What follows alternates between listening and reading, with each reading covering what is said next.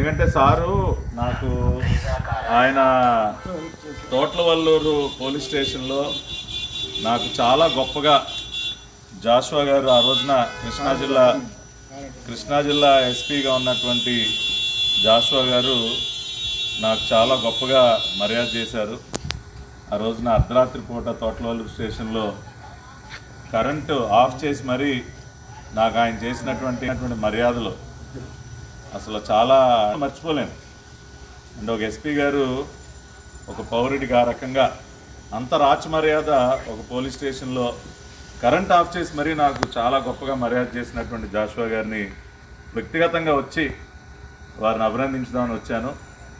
కానీ వాళ్ళ నా దురదృష్టం ఆయన ఊళ్ళో లేరు.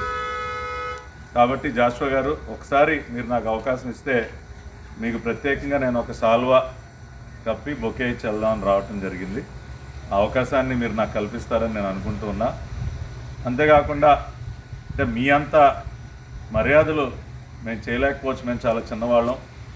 ఈ ప్రభుత్వంలో ఖచ్చితంగా మీలాంటి అధికారులకి ఎటువంటి మర్యాద చేయాలో అటువంటి మర్యాద ఖచ్చితంగా ఈ ప్రభుత్వంలో దక్కుతుంది.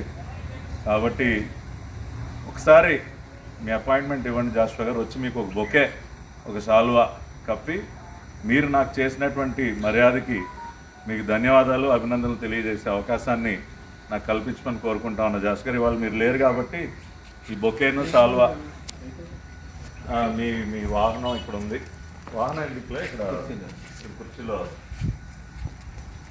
కాబట్టి ఇవి మీరు దయచేసి స్వీకరించాలి జాషువా గారు.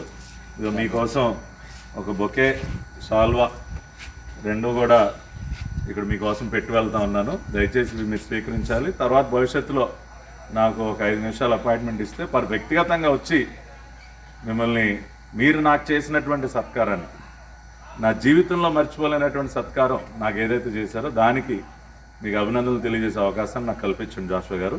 నమస్కారం.